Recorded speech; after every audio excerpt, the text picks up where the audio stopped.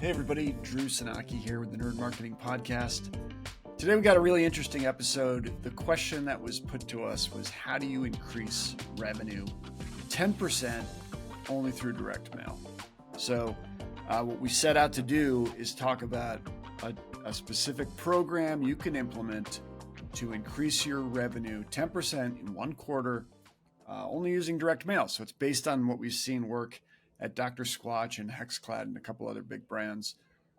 We walk you right through what to do on retention, retargeting, and then maybe prospecting. But I think high likelihood, if you're not doing direct mail, this program will get you another 10% revenue in one quarter. So I hope you enjoy it. It's really action oriented. We give you a great playbook. Nerd Marketing Podcast. Thanks. Yeah, let's get into it. I mean, the general idea here is everybody's complaining about Meta, especially after last week. We think CMOs have learned time and time again not to be overly dependent on one channel. So we're going to show you how to build a direct mail program that throws off an additional 10% revenue by the end of Q2. Goal is to make it quick and easy. That's right.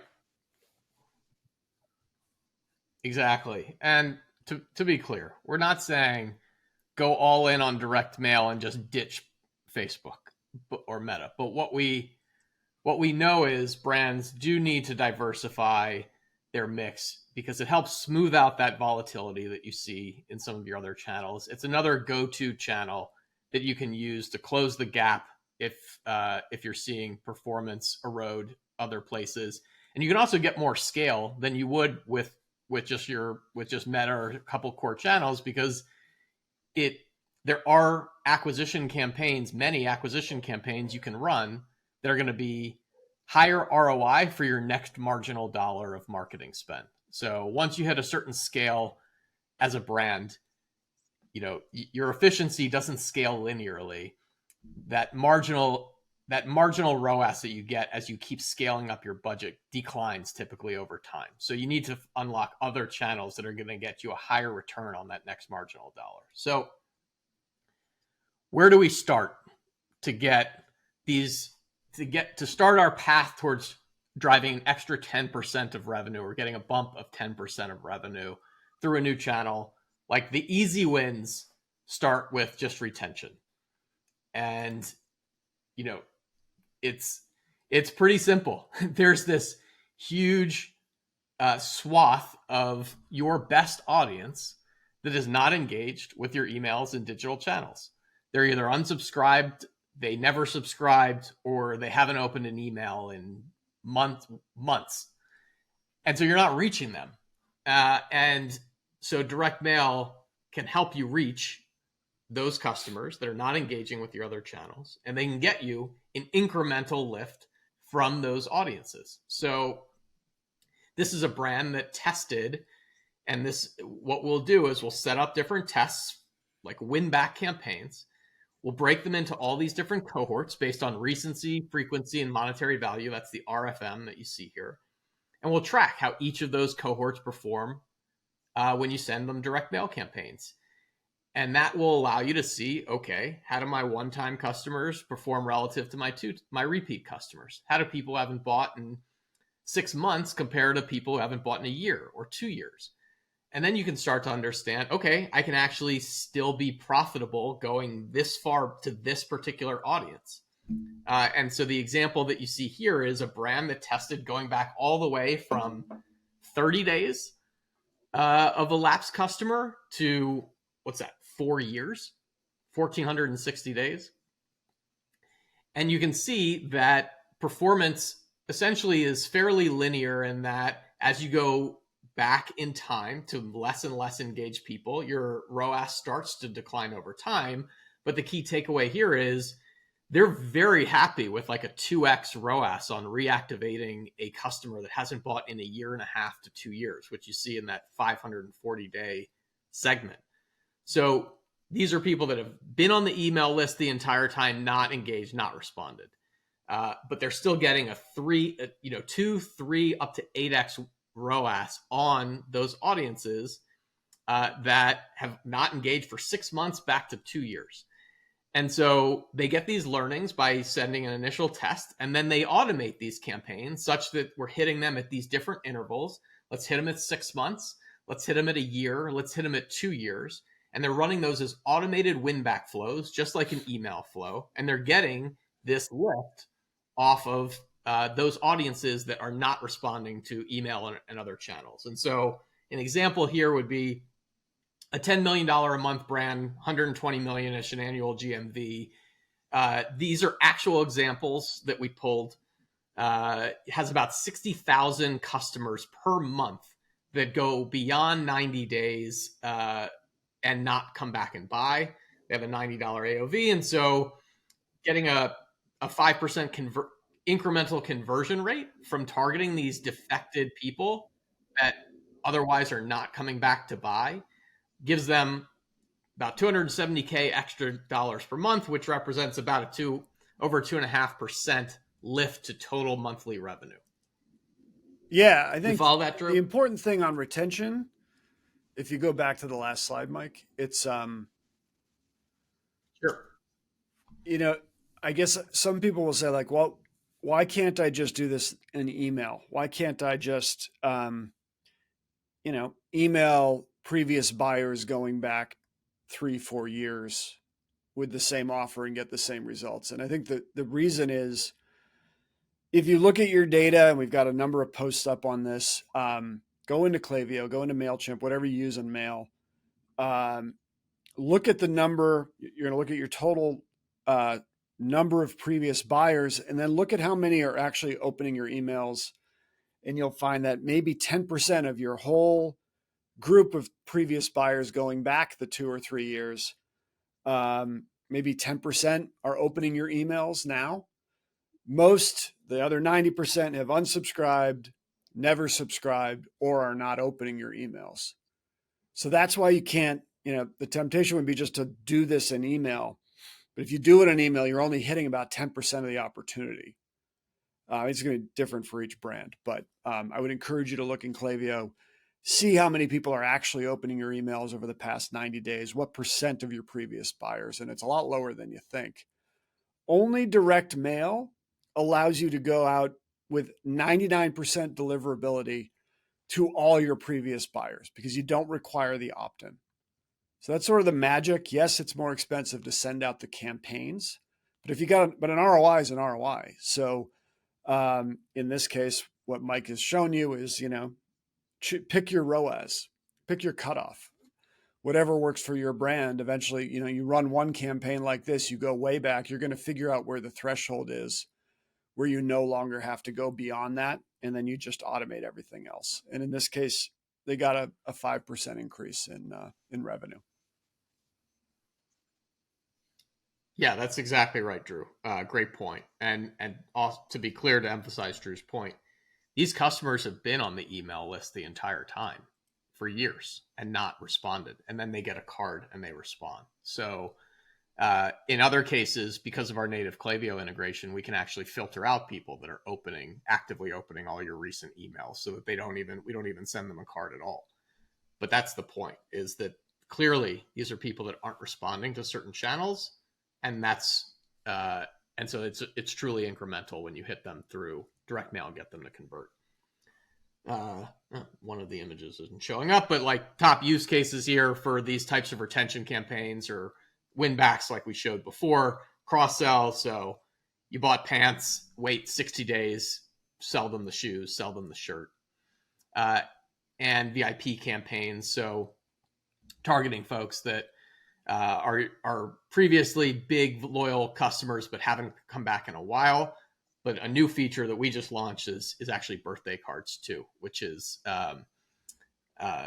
we actually can get the birthdays of about 90% of your customers, even if you never collected that information. And that's been a killer use case that we've seen more and more brands using. We'll send them a birthday card in the mail with a thanks, happy birthday, and maybe a special birthday incentive. And so to be clear, awesome. We can provide the birthdays for you, which is kind of freaky, but you don't need to have the birthdays. Exactly. I think we've got some data sources that have birthdays in there. So it's just a way of enriching your own data and triggering just another good excuse to contact a customer. Mike, why don't you try turning your camera back on? I want to see you. All right. Actually, I think you turned it off. Let's see if you can turn it back on. This is a plan for one particular brand that does about $8 million a year. So what's that? A little under 7 million in monthly revenue. And this is just turning on a handful of those win-back automations based on recency and frequency at a couple of key points in the overall customer journey when we've shown them to be highly defected. This is just a handful of like core basic retention campaigns. And that gets them to about just under $60K a month in incremental revenue that they, based on some conservative projections around ROI, which represents, about 8% lift in just a handful of core retention campaigns. So you think it's retention, maybe it doesn't move the needle a whole lot. It actually can with a handful of basic things.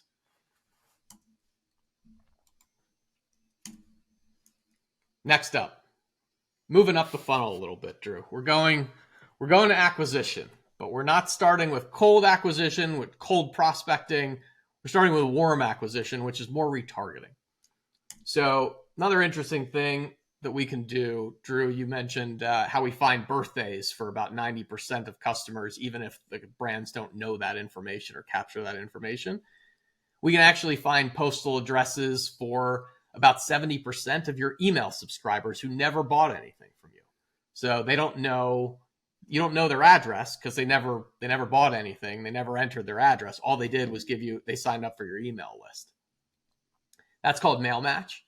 And then with site match, we can find postal addresses for about 30 to 40% of your anonymous website traffic. So people that are browsing your website don't opt into your email list or buy anything from you and leave without buying anything.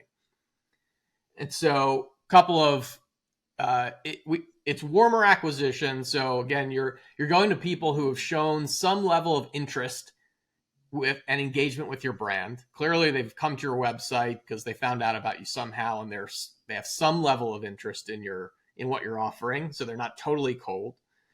And that's where you're going to get a bit higher conversion rate, a bit higher ROAS on these campaigns relative to typical ROAS on cold prospecting campaigns.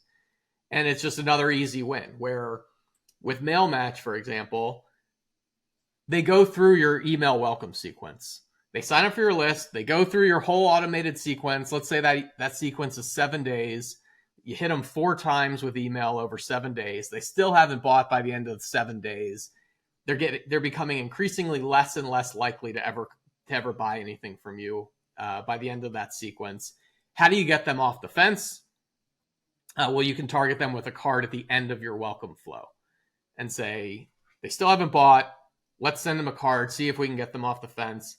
$6 million a month brand, so about 70 million GMV, sending about 600 of these cards a day based on a couple of activities. They've gone through your welcome sequence and never converted, or they've abandoned their shopping cart and never converted. So they've given you their email. They've engaged with you. You've tried to convert them over email multiple times. They haven't bit. And so how do you ultimately get them across the finish line? Target them with the card. This brand, was converting about 2.4% of those people after they had already tried to convert them over email. Represents an additional 100K a month, which is just under 2% of in revenue for them.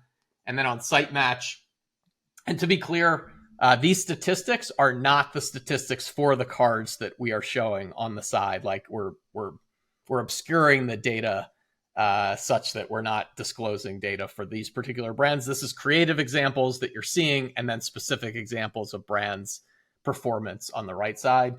And so with site match, a bit lower conversion rate because it's a little bit colder than someone who gave you their email. All they were doing was browsing your site.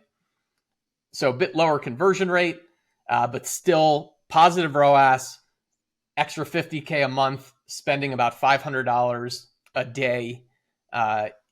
You can cap your daily spend for Site Match and say, I only want to spend up to $100 a day or $200 a day or $1,000 a day based on the amount of traffic your website gets. And we can further refine those audiences based on other types of engagement with your site. They only viewed a particular page on your site, like your category page, your product page. They only viewed a checkout page. We can apply all those rules. We can say they have to have spent a certain amount of time on your site. And then we can say, how much do you want to spend a day targeting those people? And that got an extra 1.5% revenue lift for this particular brand that does about $50 million a year, at another 1.5 of revenue just on this one campaign. I love it. Retargeting with postcards. In ROI. Yep. So we're already, that's exactly it. And it's incremental revenue. It's stuff that you're not getting elsewhere. And so that we've already gotten to just about 10% of revenue just off those couple campaigns targeting these warmer audiences of customers or prospects. We haven't even started talking about cold acquisition. And that's really where you can, sky's the limit here because it's a scalable channel. Once we build lookalike models, we find people among all the US consumer households, over 250 million of them that look like your best customers. You can test into this and test different, just like Meta. You can test different creative. You can test different audience targets. And we can scale the ones that work, just like Meta. So we learn from testing a couple of these variables, then we can scale. And there's a lot of people that are going to fit, that are going to meet the criteria that says these look like your best customers. So you can start to really scale that.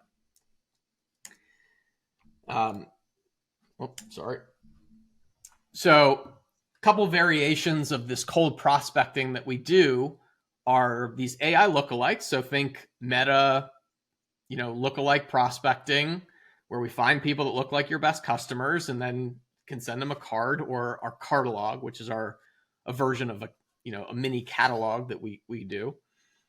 And yep. Thank you. Thank you, Drew. That's for Hexclad. It's awesome. And you can see how big it is. It really allows you to show a large assortment of product. It allows you to tell your brand story, show lifestyle imagery. It works really well. And conventional wisdom suggests that showing more assortment to colder audiences helps with conversion rate. But we test that. We can test that against the postcard and say what's going to deliver the best ROI. That's one of the benefits. And so we target these lookalike audiences. And we can also target people based on very specific behavior.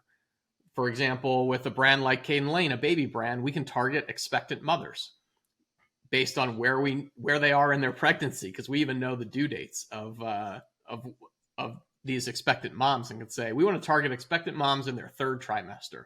We want to target new moms who just had a baby within the last 3 months or have multiple kids in the house under 3. So we can do that. We can target people who just moved. We can target people who just got engaged, who just got married, who like all these major life events, as well as a lot of different propensity data. Like we know that they shop in Target. We know that they buy organic products. We know they shop for meat jerky. We know they buy, craft beer. And so we can combine the power of our lookalike models with a lot of these other attributes and get some really powerful cold prospecting that is scalable and pretty predictable. Because once you see the results with that audience, you can scale into it and expect generally a pretty consistent level of results as you continue. Yeah, I think of this as like Facebook Plus or Meta Plus. Because Meta, we do a lookalike. But the plus comes in with traditional direct mail attributes. There are about 1,000. Mike mentioned several of them that you can layer on top of the lookalike to get even better. That's exactly right. And again, are we saying this should replace all of your meta spend? Nope, not for most brands. But is it another predictable scalable channel that can drive incremental growth, profitable customer acquisition for many brands.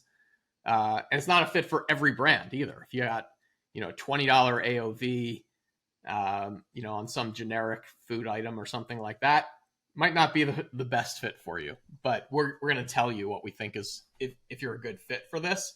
Or we'll run some models and tests and say, like, do we feel confident that the model is going to deliver a pretty good result for you?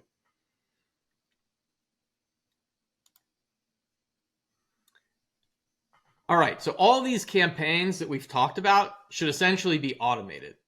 They should be running every month, in the background a lot of the times, like it's automated flow. So retention campaigns, win backs, should run just like your automated email win back flows, where exactly they're literally running in real time. Like, we are not batching a bunch of cards and dropping them in the mail once a month.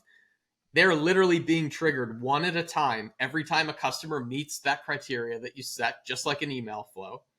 And one card gets fired off in essentially real time and goes out that day to that person. So those are these campaigns that are always running as evergreen flows in the background. Your retention campaigns, your retargeting campaigns, like site match, like mail match. Every time someone meets that criteria, we're dropping a card right then and there. With lookalikes, that also is something that we can run. That does get batched in, it doesn't run one card at a time, but we're running them for a lot of brands, like on a set schedule. So every month or twice a month, we're getting a new refreshed audience for that and dropping those on a consistent basis. And then you've got the one-off opportunities that you use to supplement those automated campaigns. So what are those like? That's like every major holiday, Mother's Day, Valentine's Day, 4th of July, anything that's relevant to your brand. Those are times where, one, you want to get that offer and that message out to the maximum number of customers and prospects you have. And if you're just going to do it through email or a digital ad, you're not doing it.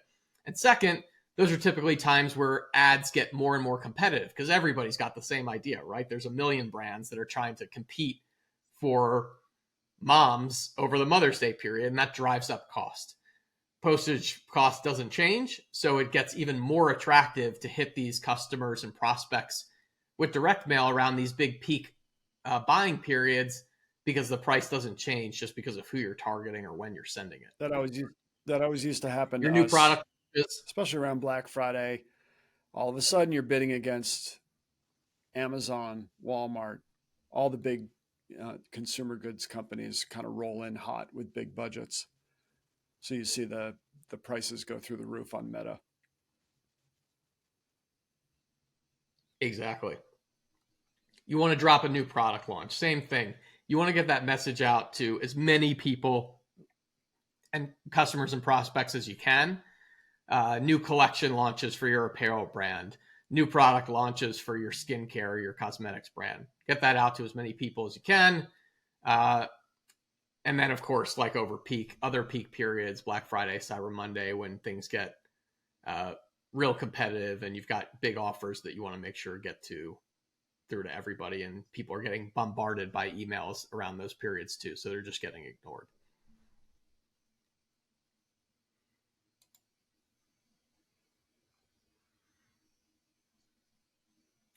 So that's how you get to 10% plus in total revenue, incremental revenue for your store, using really a handful of pretty simple campaigns.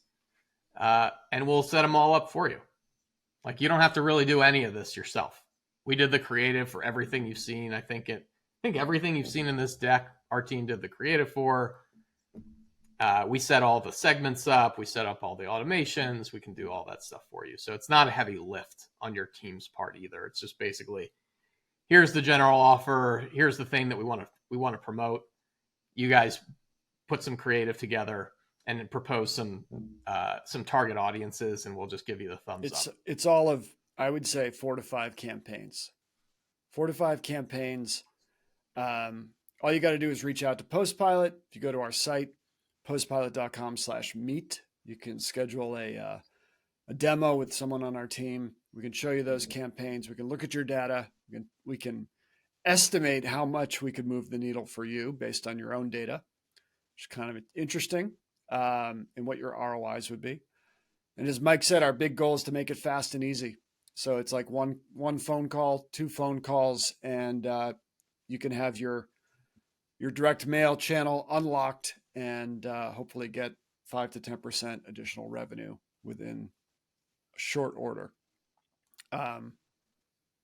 If you act today, let's see, it's the end of March today, tomorrow.